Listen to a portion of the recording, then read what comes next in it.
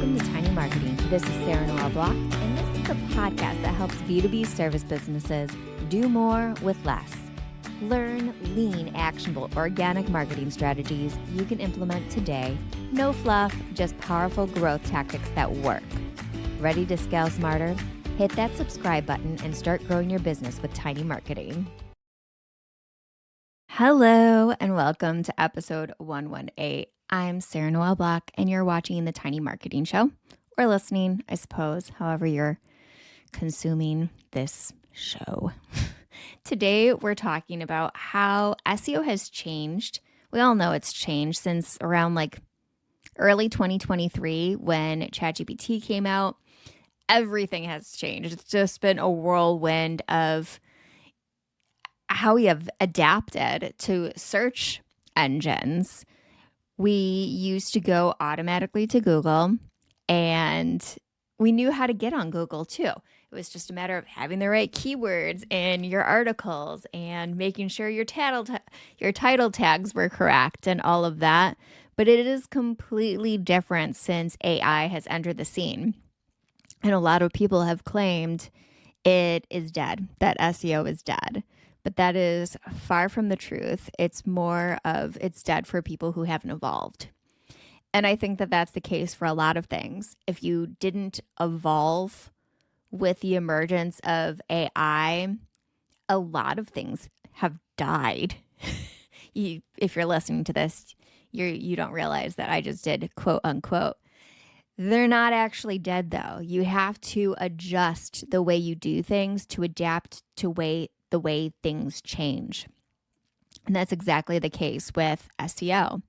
So today I have Greg Brooks, and he is teaching us everything that we need to know about SEO when it comes to 2025 and the things that matter now in search. We need to look at the fact that people are using social media channels as search engines now. More people are going to TikTok and searching for something than they're going to Google in Gen Z. More people are going to ChatGPT than going to Google than they used to. Things have changed, so we need to adapt the way we use search engines and the way that we optimize our content to be found by these search engines. Because search engines are not just DuckDuckGo, Bing, Google anymore. Now they're YouTube. Now they are TikTok. Now they're LinkedIn. Now they're ChatGPT. There's a whole other way to look at it. So I'm excited to share all of the insights that Greg Brooks shared with me. And let's get started. My name is Greg Brooks. Hi, audience. Hi. I am the CMO, and I'm a partner at Search Tides, which is a hub for all things search and SEO and social search, the future of how humans look and acquire knowledge online. Search Tides has existed for about 13 years. We've worked with all different types of large companies. We worked with some small companies in there as well. And we've really learned a lot of lessons on how marketing channels and specific marketing channels ebb and flow and evolve over time and where they're going to specifically. And some things we think they are intuitive, and a lot of stuff we think is really going against the grain in our opinions. Ooh, okay. Well, now I'm curious. Can you give me a little teaser on that? What do you have that's going against the grain? I think right now the grain is that Google is collapsing in its empire, and it's being split up across ChatGPT and Perplexity.ai and social search across like TikTok and YouTube. And I think ironically, Google has probably by far the best chance to be the winning AI bot. It's called AI Overviews. It used to be called Google SGE. And the reason is because almost every website in the world blocks ChatGPT. They block GPT models because they don't want their data being crawled for no reason, but they make sure that Google can crawl their website. And so now you have the number one biggest search company in the world that also has the number one largest data set to train its AI model on that no one else has. So I think people are kind of calling for the end of something, but those rooting for Google's demise might have some surprising news. Damn. Before we get into, okay, I'm not going to rabbit hole. I'm not going to do it. Okay, the portal's right here. I'm just I'm saying. No, so no, good at it. I am no. so good at rabbit holing. I'm like, okay, I need to dig right there. But I'm not going to, because today we're focusing on the things that are shifting and what we should plan for in SEO in 2025. And we're specifically talking to those solo marketing departments and marketing or founder led businesses that are stuck in the marketing role. So they really need to understand what they need to focus on and quick and dirty hows. How do you make it work? So, the first thing I want to dig in on is AI, because that I have zero clue on how that works with SEO. Zero. So, I'm a fresh, spongy brain right now. Okay, well, here we go. I got some. I'll get some quick tips for that. Um, Ultimately, if you're a solo marketer or you're a founder led marketer, then, or really a founder masquerading as a marketer, Yeah, that's it. then yeah. We just have to be realistic, right? Yeah. I think the number one thing that you need to decide is if a given marketing channel is worth your time. So I'll just say this right away. Organic search results on Google. If you are a national search result, so you're not like a location specific business or stuff like that, as a single person, you're going to have a lot of difficulty being competitive against larger companies and organizations who have marketing departments, who have SEO teams, who have built out a website over the last 10 to 15 years and have done things like link building and content creation. And you're playing somebody else's game. And so the first thing that I would say is maybe don't do that. Like maybe there's better uses of your time if you're somebody who is already in a role that's going to be wearing a variety of hats. Now, if you're in a business that is geographically fenced, then search is going to be a fantastic option for you because it's not about your overall authority or power or how long you've been in the industry for.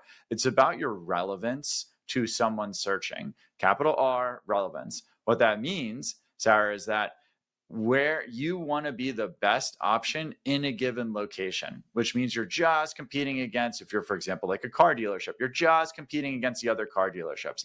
And that also means that you'd want to show Google or any other search engine that you are the most relevant. Well, what would that look like? You mentioned Chicago. Well, we'd probably be talking about different neighborhoods in Chicago, if we're being honest. And maybe a major metropolitan area is not the best example to use for a car dealership. So we're going to use a different, we're going to use a different one. Let's just say someplace in like, in some sort of outside suburb of Chicago. We'll say Hanover Park. Beautiful. So Hanover Park. So I'm a car dealership in Hanover Park. I should be outreaching to the local chamber of commerce or local other business entities that exist around that community, be part of them, interact with them, not, or at least minimally get a link from them back to my website. My local reviews on Google My Business are going to be really, really important. I can go have conversations with people who are in the dealership and ask them about that.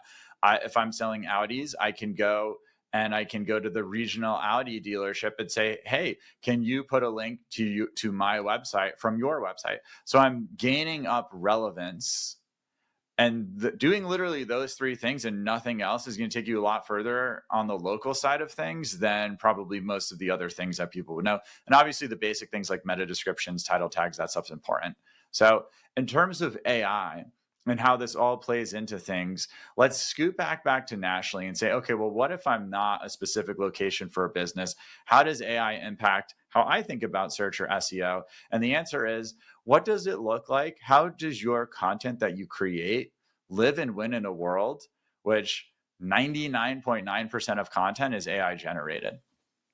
And this is not the content of today yet. We're probably only at 99%. We still got another 10x to go, But really what it means is we have ChatGPT 4.0 right now.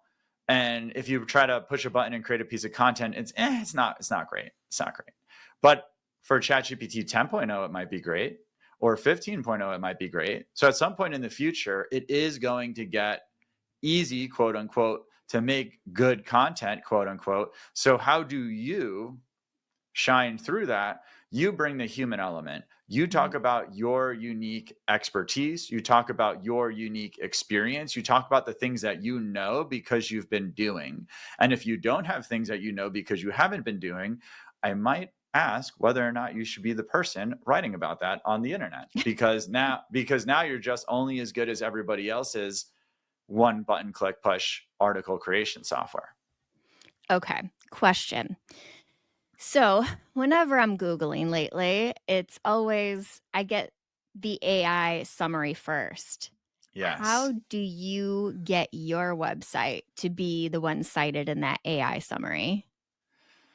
Yes, well, it's a three-step process. Step 1 and 2 does, in fact, require us to sprinkle fairy dust in two specific places so that we can make it happen. But once you do that, it's all about understanding that Google, even its AI, even anything on the internet, anything that someone calls AI or machine learning, the best way to think about that is as a instruction manual. It's just this robot following an instruction manual. And when we call it machine learning, that means that we don't know what the instruction manual looks like. We didn't Mhm. write it. We don't know what's in there. It's crazy. We just said get better at this thing and don't blow us up. So like that's it, and it's going and doing that. But it is following that instruction. So when something from Google or any other website crawls your site, it is inherently not as smart as we think it is. And so what does that mean? Well, if you have a question, put the answer right under the question. If you're writing about a certain topic, in the first sentence of your first paragraph, answer. In the rest of your first paragraph, provide context about that answer. Then the rest of the article should be about further context, or the rest of the piece of content, further context, or zooming in deeper into certain areas of the answer, or elaborating on, if I'm thinking about this, I actually need to know these other three things. So I'm going to answer an unasked question, which is going to help someone on their customer journey. And what you're doing is, yes, you're providing a comprehensive, basically guide. But on the flip side, you are writing it in the way, assuming that robots, spiders, AI things, whatever's on your website these days, aren't actually good at guessing what it's about. So you're like, here's a question, here's the answer. That's the number one way to get into the AI overviews right now. Okay, that's good to know. So, anyone who is tempted to be really creative and write engaging content, you have to do Q&A, dumb it down first before you get into the story piece and what you were talking about earlier, your personal experiences, and that type of thing. Sure. And just a sentence, does you don't have to like eliminate your creativity or anything. We're just talking about the end of, I look up a recipe online and you tell me about your grandmother's cabin in the woods. Like that era doesn't exist anymore. Oh, no. I absolutely hated that. Every time I have a recipe pulled up, I'm like, "I don't care about this story. I just want the ingredients and the order they need to go in the thing." Right. I mean, people don't even realize this, but like grandmothers also hate stories about their cabin. So there's no winner in any of that. Everyone was the loser in this situation. Exactly. Exactly. So that's really to answer your question, that is the shift in what's happening. We're getting rid of the fluff. We're getting rid of the information for the sake of information, or words for the sake of words, or video for the sake of video.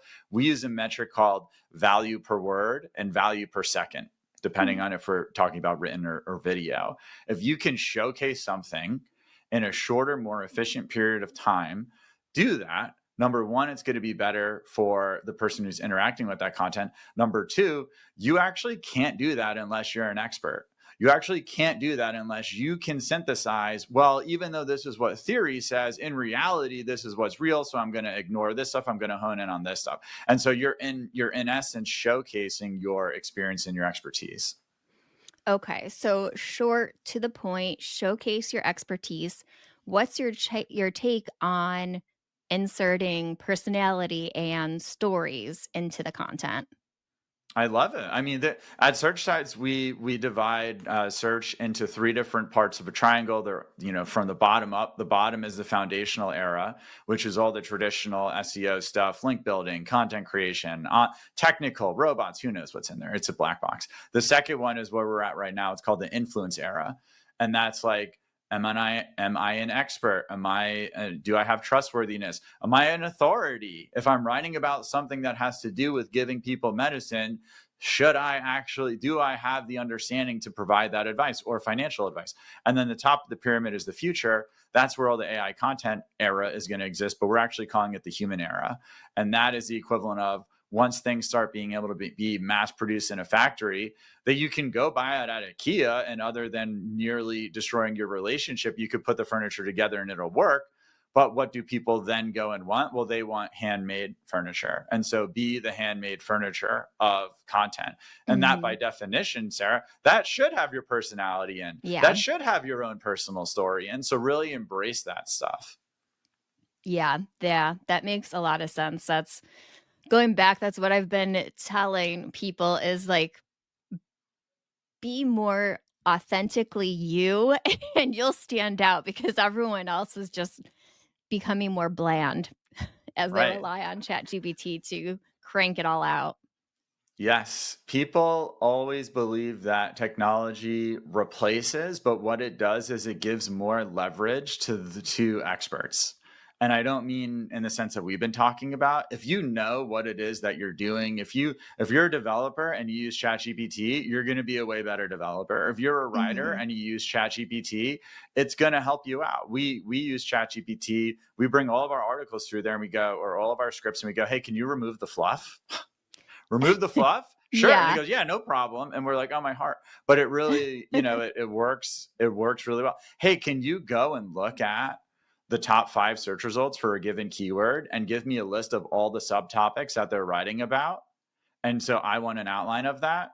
Okay, well, if I didn't know to do that, ChatGPT is not going to help me. But since I know to do that, I'm going to get a more effective use. How about this one? Hey, here's Google's helpfulness guidelines that talk about experience, expertise, authoritativeness, trustworthiness. ChatGPT, I'm uploading this to you. Hey, here's my article. Hey, can you identify places where I can add more experience or trustworthiness? Can you find some quotes that are relevant, some statistics and data that are relevant? If you don't know that that's just inherently a good thing to do to create high quality, you're never going to get that. But if you know that, now your job becomes, way easier. Oh, and so much faster. Yeah, Yeah. I have become obsessed with creating custom chats and like inserting brand voice guidelines and all of that because it just makes everything faster. But a question that I always ask is there anything I'm missing? Like, I'll upload a piece of Right. content. Is there something that this audience would want to know that I didn't think to say? And usually comes up with something pretty brilliant.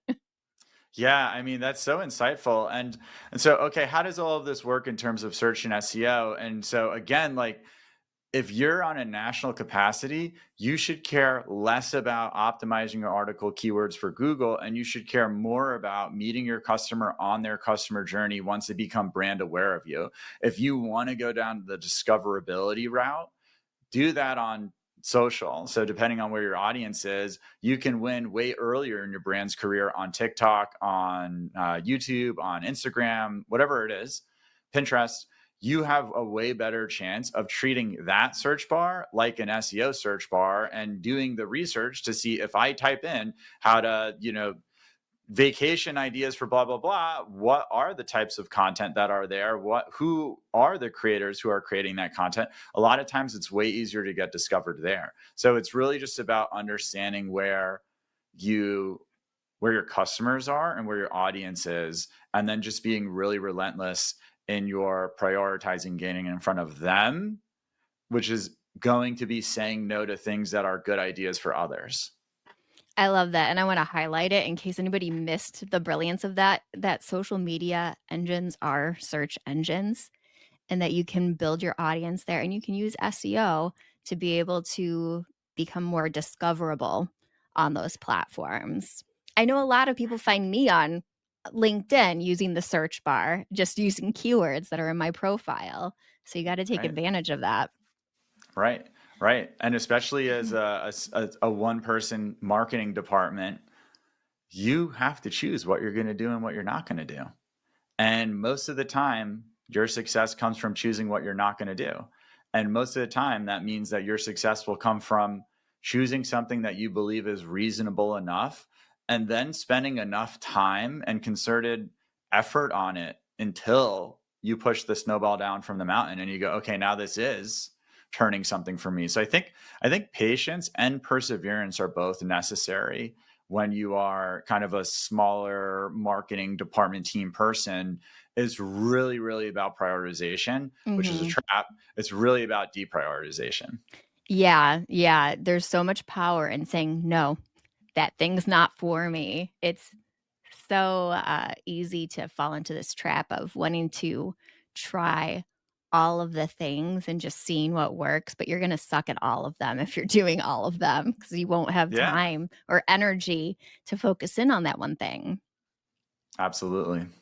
So, the other thing that I wanted to touch on in this conversation was voice search, which I truly have no idea how SEO works with voice search, so please enlighten me. Yeah, no.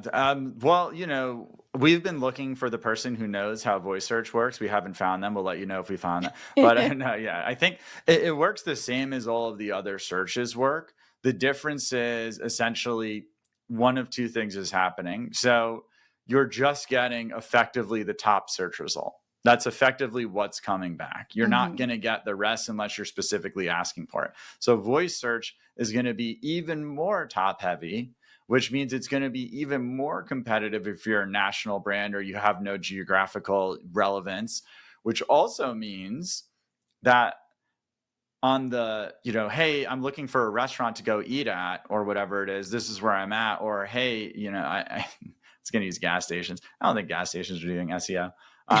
You know, it's more of a yeah, convenience purchase. yeah, exactly.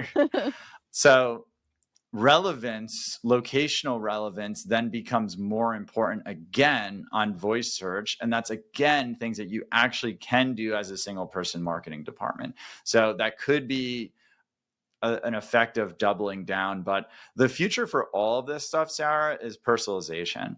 Like the Mhm, one thing that I think enough people agree with AI is that we don't know, I don't know if we're going to be going through any sort of like, I don't know how much space exploration AI is going to be generating in the next 10 years, but there is going to be this one to one effect that exists when you have an algorithm tailoring something to you specifically compared to a person trying to tailor something to an entire audience. And so you will get more personalized results, which means that brands need to shift their messaging to stand for more things and be more vocal about what their own we're super product oriented. We really care about product. If you want somebody to respond to your emails 4 hours after you write them at any time in the day, please don't choose us because that's not us. If you want somebody who's just focused on getting you the absolute best product, that is us. If you want somebody to pick up the phone 24/7 and help you out no matter what your problem is, including if it's with your in-laws, that's us because customer support is super, super important to, like, it's really about vocalizing those brand values. I'm not talking about like, here's our 10 thoughts about the political landscape of the United States, like yeah. not those values. It's like your Uh, differentiator, your yeah, values, your mission. yes, yeah, Those are the things you that will get you to stand out. 100%, because what AI is going to do is create more consumer choice. We already saw this with content. We had 3 television stations, then 15 channels, then 50, 500, and now we have millions across social media because instead of a whole setup, you just need your phone, which by the way, you have anyways. And AI will do something similar with the amount of businesses that are out there. It'll be easier for 1 or 3 people to start a business that used to take 5, maybe 10 people to do, and so that just means there's going to be more businesses in a given area. And that means there's going to be more consumer choice in that area, which means you're going to have to stand out more. So you're going to have to talk about your own values and who the perfect customer is for you. And you're also going to have to know them more and what their pain points are and where they are in the customer journey and where they hang out. And again, all the stuff that you say no to, that is the thing that's going to put you in a position to be successful in the future.